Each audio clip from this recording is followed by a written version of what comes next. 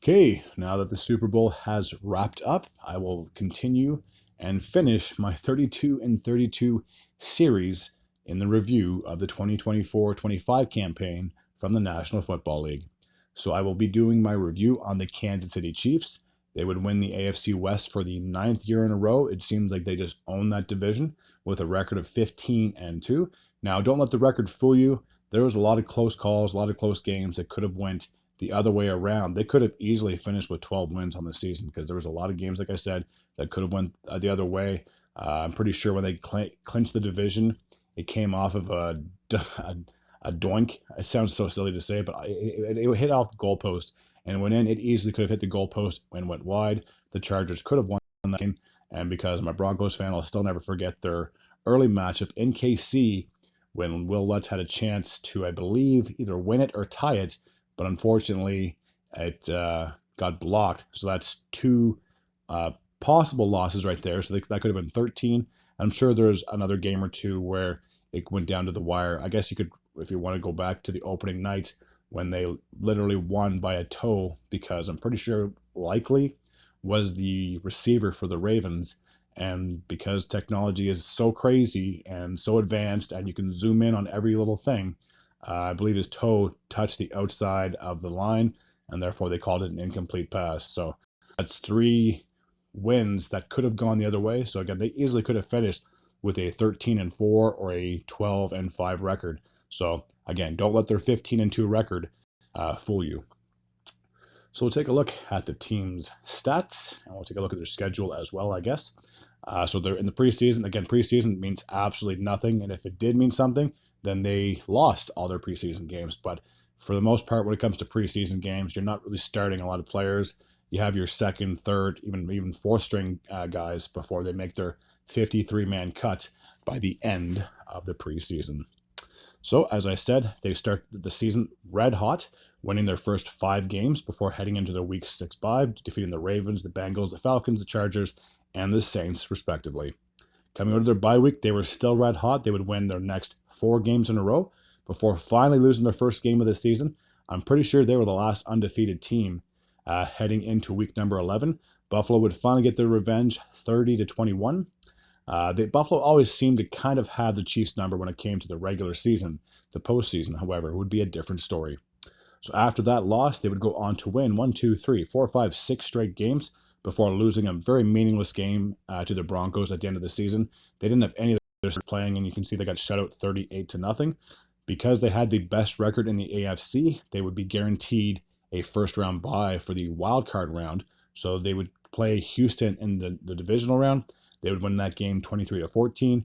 They would face off against the Bills, winning that game 32-29. So it was a bit of a nail biter before ultimately losing in the Super Bowl to the Philadelphia Eagles. Okay, so that's the Chiefs' schedule. And now we'll take a look at the team's stats. As long as my phone decides to cooperate, so you can see they finished first again in the AFC West with a record of 15 and 2, winning that division by 4 games over the Chargers. So offensively, they were around the middle of the pack, 14th overall in passing yards, 3,780. Receiving yards, they were 12th in the league with 4,096. First down, they were kind of at the bottom of the league, 26th in the league with 82 first downs. And rushing yards, they were 22nd in the league with 1,790. And points, again, right around the middle of the pack, 385 total points. On the defensive side of things, they were 20th in the league in sacks with 39. They'd be 14th in interceptions with 13. Forced fumbles, they were 12th in the league with 15. And tackles, they were 21st in the league with 646. So they were not top 10 in any of the defensive categories. Special teams now.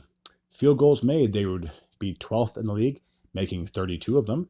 Field goal percentage, they would be 12th in the league as well, with an 86.5% field goal percentage. Extra points made, they made 37, which was good.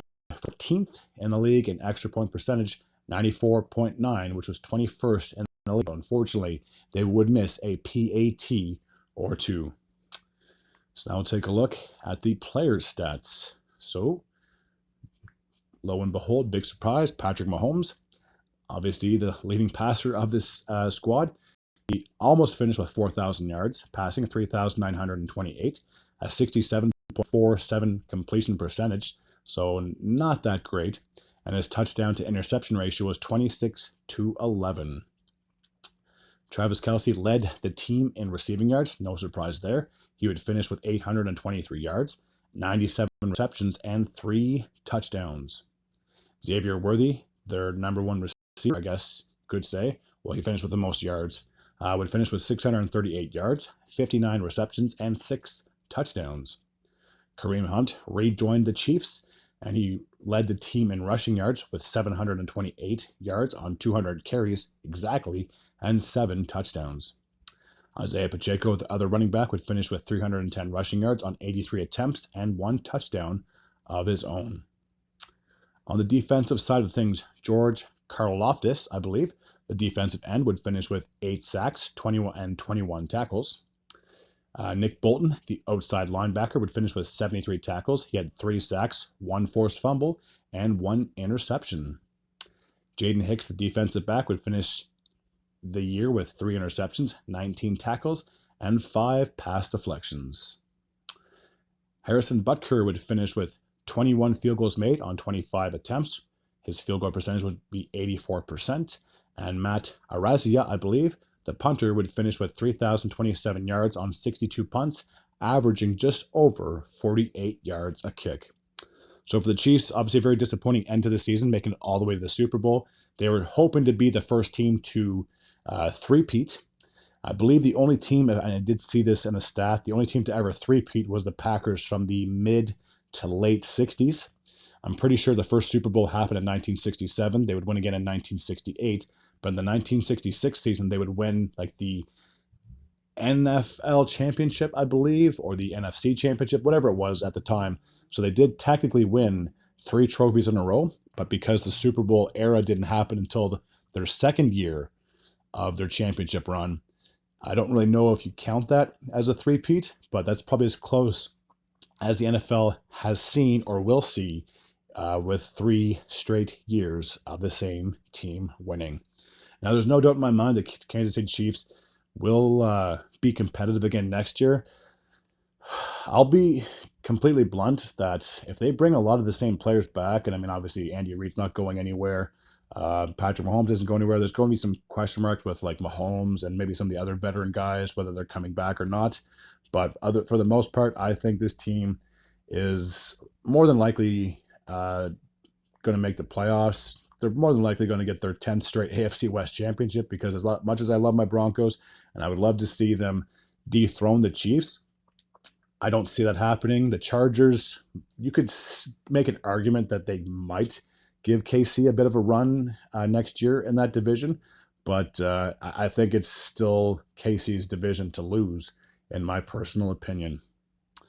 All right, I really wish I had more to say, but again, when you make it all the way to the Super Bowl, it's hard to really point out the negatives other than the fact that they'd lost in the last game of the year and their chances of three-peating went out the window. Now, I'm not saying that they can't win 3 straight championships after this. I mean, as long as you have Patrick Mahomes on the team, anything is possible. But yeah, that's all I really got for the Kansas City Chiefs in this recap of the 2024-25 campaign. As always, if you're new to this channel and you like this type of content, feel free to hit the sub button. I'd be very grateful and very appreciative at the same time. Until next time, and as always, take care.